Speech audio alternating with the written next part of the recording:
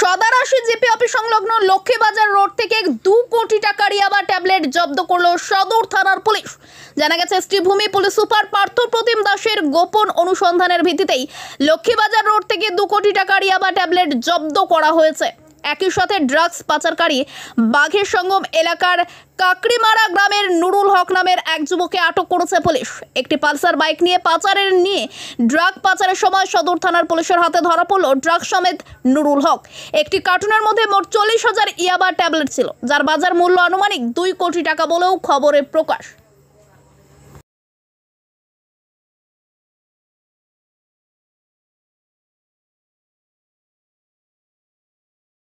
পুলিশের নাকা চেকিং এ হাইলাকান্দিতে জব্দ করা হলো 4টি বার্মিজ গরু।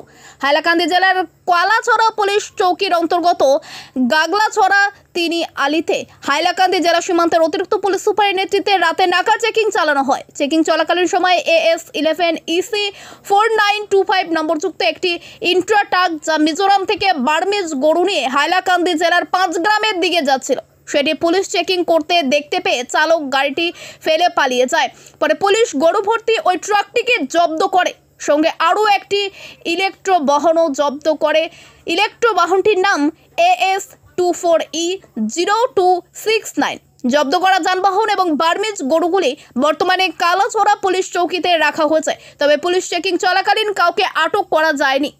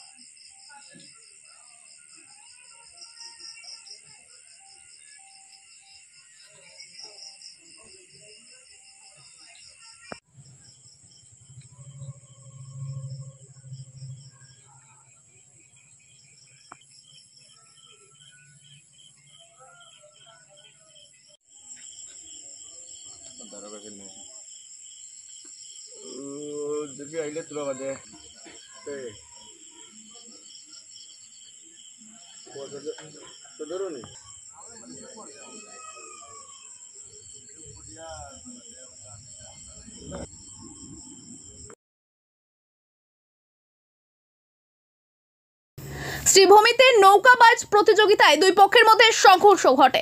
খেলাধুলার উত্তেজনার মাঝে সৃষ্টি হয় উত্তপ্ত পরিস্থিতি। এক পক্ষ অপর পক্ষের উপর লাঠি ও ব্যাট নিয়ে আক্রমণ চালায়। উত্তপ্ত পরিস্থিতি নিয়ন্ত্রণে আনে পুলিশ। সোমবার বিকেলের দিকে শ্রীভূমির কালীগঞ্জ এলাকার তালতলা থামুয়া জলাশয়ে অনুষ্ঠিত হয়েছিল ঐতিহ্যবাহী নৌকাবাজ প্রতিযোগিতা। এই প্রতিযোগিতায় অংশগ্রহণের জন্য বরাক উপত্যকার বিভিন্ন প্রান্ত থেকে নৌকা নিয়ে উপস্থিত হয়েছিলেন জলাশয়ে 6টি মাঝারি নৌকা, অর্থাৎ 35 হাতের চেয়ে কম দৈর্ঘ্যের এবং 4টি 35 হাতের চেয়ে বেশি দৈর্ঘ্যের নৌকা প্রতিযোগিতায় অংশগ্রহণ করে। নৌকাবাজ দেখতে ভিড় জমায় অগণিত মানুষ। দীর্ঘ নৌকার প্রথম পুরস্কার ছিল নগদ 30,000 টাকা। এই প্রতিযোগিতায় থামুয়া গ্রামের 147 নামের নৌকাটি ফাইনাল রাউন্ডে শরীফনগর গ্রামের নৌকাটিকে হারিয়ে জয়লাভ করে। অন্যদিকে মাঝারি নৌকা নিয়ে 2 গোষ্ঠীর মধ্যে মতানৈক্য সৃষ্টি হলে পরিস্থিতি উত্তপ্ত হয়ে ওঠে। এক পক্ষ অপর পক্ষের উপর লাঠি বাঁশ দিয়ে আক্রমণ শুরু করে। পরিস্থিতি আরও উত্তপ্ত হয়ে পড়লে স্থানীয় পুলিশ এসে তার নিয়ন্ত্রণে আনে। যদিও খানিকটা এগিয়ে AK-47 নেতৃত্বের গোলছড়া আবার থেকে প্রচেষ্টায়, কিন্তু সম্ভবত আমার মনে আছে AK-47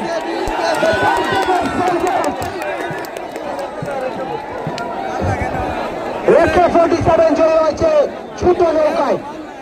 আমি অনুরোধ করবো মালিকদেরকে আসো তাড়াতাড়ি আমাদের মঞ্চে আসার জন্য।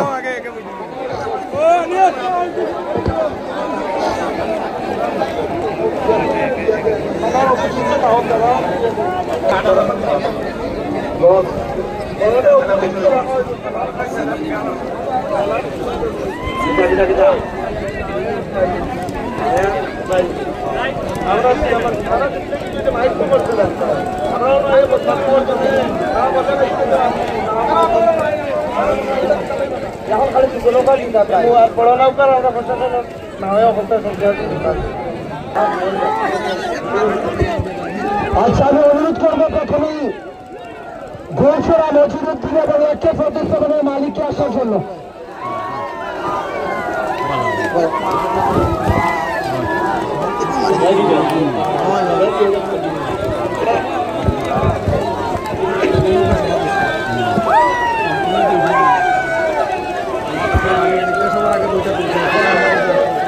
আমাদের মেন ক্যান্ডিডেট যারা বিচারকরা আছেন, জামাল ভাই এবং আবুল কালাম ভাই এবং জামালউদ্দিন ভাইকে মঞ্চের সামনে আসার জন্য অনুরোধ করছি।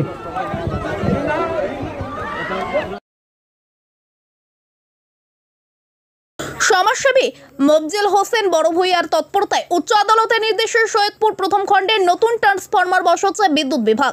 ধন্যবাদ জানালেন এলাকাবাসী। দীর্ঘদিনের বিদ্যুৎ সমস্যা সুরাহা করতে এবার উচ্চ আদালতের নির্দেশে সৈয়দপুর প্রথম খণ্ডের নতুন ট্রান্সফরমার বসাচ্ছে বিদ্যুৎ বিভাগ। বিগত 3 বছর থেকে সৈয়দপুর প্রথম খণ্ড এলাকার স্থানীয় জনগণ ভোল্টেজ সমস্যায় ভুগছিলেন। এই সমস্যা মেটানোর জন্য বিদ্যুৎ বিভাগে থেকে শুরু করে স্থানীয় বিধায়কের কাছে অনেকবার আবেদন করার পরও কাজ হয়নি। অবশেষে নিম্ন ভোল্টেজ সমস্যা সমাধানের জন্য এগিয়ে আসেন সমাজসেবী আলহাজ মফজিল হোসেন বড়ভূঁইয়া। তিনি 1 বছর পূর্বে স্থানীয় জনগণকে সাথে নিয়েই মেহেরপুর বিদ্যুৎ বিভাগ কার্যালয়ের বিভাগে আধিকারিকদের সাথে দেখা করেন নতুন ট্রান্সফরমার বসানোর জন্য, কিন্তু সেখানে বিভাগীয় আধিকারিকদের তরফ থেকে কোনো প্রতিক্রিয়া পাননি। এরপর স্থানীয় প্যারাডাইস এনজিওর তরফ থেকে লিখিতভাবে অভিযোগ দাখিল করেন, কিন্তু এরপরও কোনো কাজ হয়নি। পরে তিনি বাধ্য হয়ে এই বিষয়ে এপিডিসিএল শিলচরের বিরুদ্ধে উচ্চ আদালতে মামলা দায়ের করেন। এই মামলার পরিপ্রেক্ষিতে উচ্চ আদালত বিদ্যুৎ বিভাগকে ঘোষণা প্রদান করে এই বিষয়ে সঠিক তদন্ত করে জবাব প্রদান করার জন্য।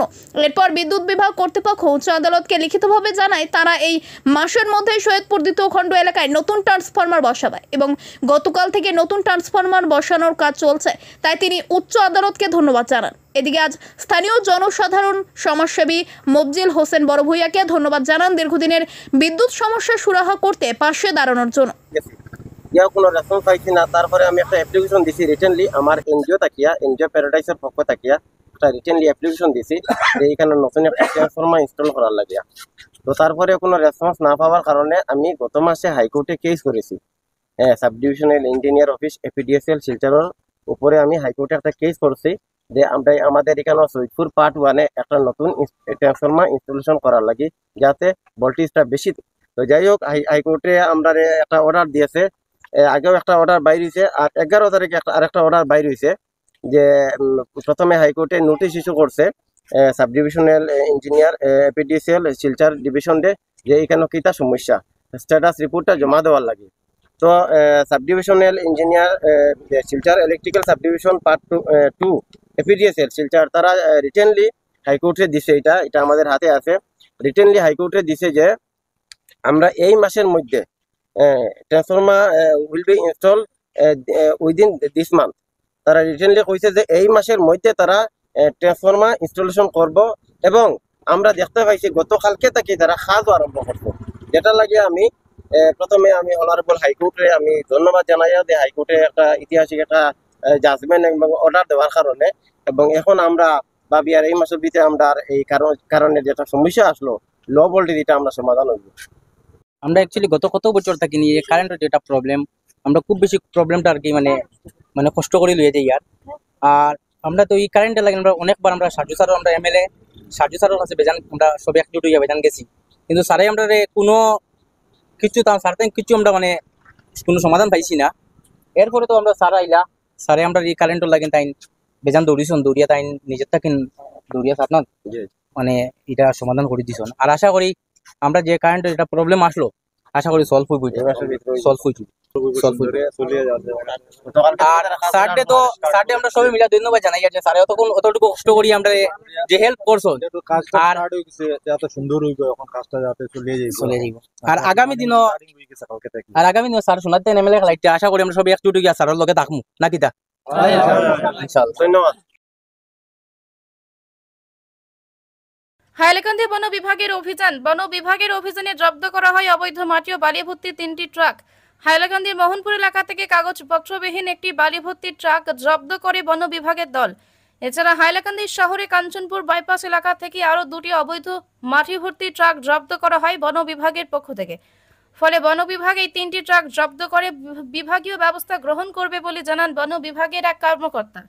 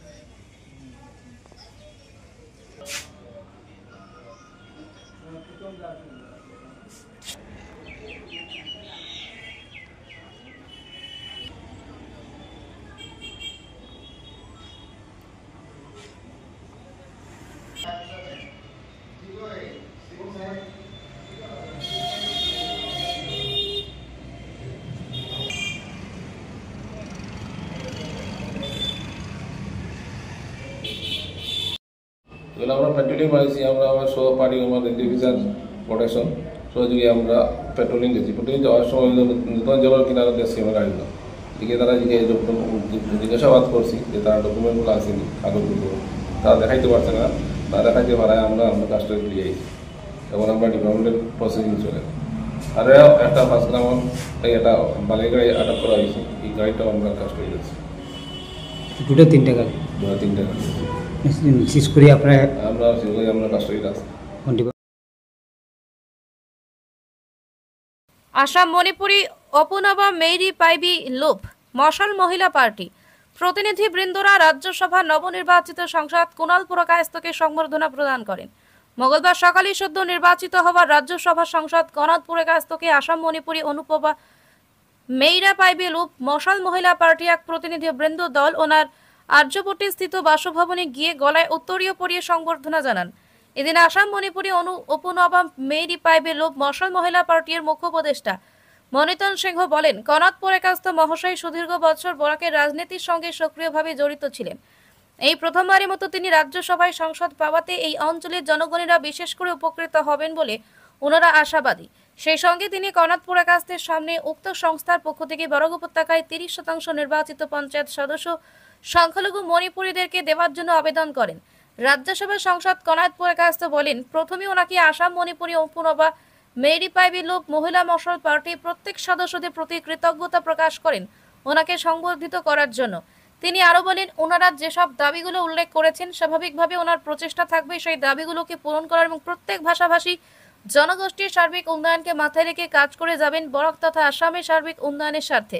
এদিন অন্যান্যদের মধ্যে উপস্থিত ছিলেন আসাম মণিপুরী উপনবা মেইরি পাইবি লোপ মহিলা মশাল পার্টি এর কেন্দ্রীয় কমিটির সাধারণ সম্পাদক বিজয়া সিংহ, দপ্তর বহনকারী মধুমিতা সিংহ, অমলা সিংহ, হেইতম্বী সিংহ, উধারবন্ত শাখার উপদেষ্টা নেপাল সিংহ, ব্রজনন্দন সিংহ, সমাজকর্মী সুধাংশু দাস ও জগন্নাথ রায় প্রমুখেরা। সৌভাগ্য আমার বৌদিও আর আপনার হ্যাঁ বাবুদা একটু একটু দাঁড়াও দাঁড়াও সব দাঁড়াও।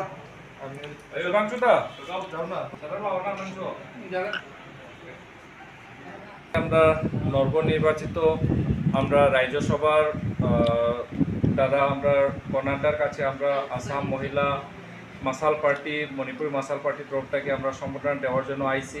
আজকে দাদার সঙ্গে আমরা সাক্ষাৎকার পাওয়াটাই আমার জন্য অনেক খুশি। আমরা আশা করছি দাদার কার্যকালে আমরা বরাকবেলি মণিপুরী সমাজ একটা দাদার কাছ থেকে সহযোগিতা একটা পাইমু।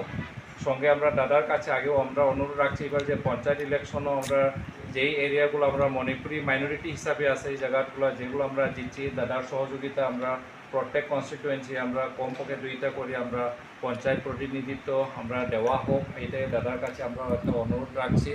আর আশা করছি দাদার শুভকামনা এবং আমরা দাদার সঙ্গে আমরা আগামী টেনিওটা আমরা দাদার হাত ধরে আমরা আগবাড়িয়ে যেতাম।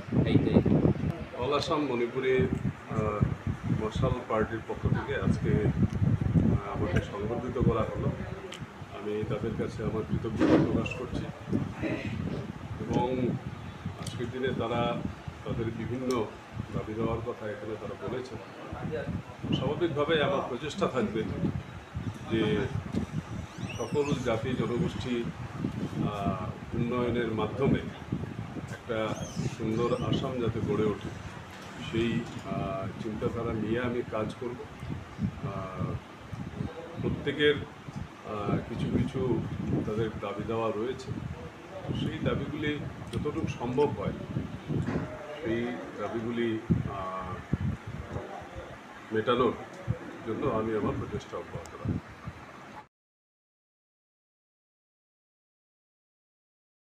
ছাগল কই থেকে আনছো? কোন দোকানের সামনে থেকে? কয়টা আনছো? তোমরা কে আনছো? হ্যাঁ, তোমরা কে আনছো? তোর নাম কিতা? হ্যাঁ, জীবন। আর তার নাম কিতা? ওই তোর নাম কিতা? হ্যাঁ, তোমার নাম কি? তোমার নাম কিটা? তোমার বাড়ি কই? তোমার বাড়ি কই? তোমার নাম কিটা? হ্যাঁ, কিটা নাম? তোমার নাম কিটা? বাড়ি কই? কাটলে ছোড়া তো লাইন। তোমার বাড়ি কই? হ্যাঁ, দলাইনি। তোমরা বাড়ি কই?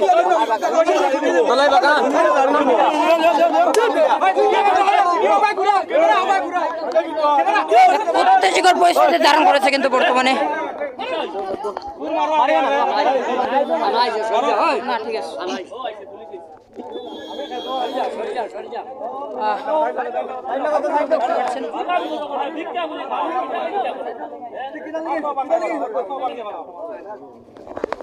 দেখ একটু দেখে দেখ,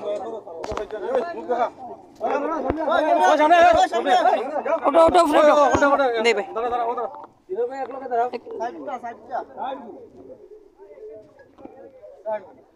তোর নাম কিতা?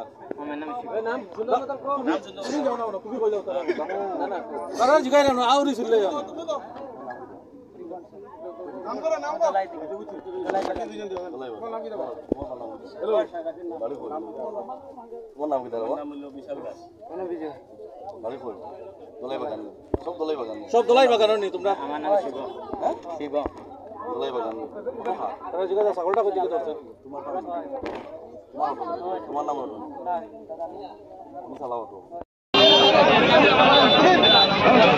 বর্তমানে কিন্তু আমরা হাটলিছড়া বাইপাসে আছি। এই গাড়ি দিয়ে কিন্তু চুরি করা হয়েছিল ছাগল।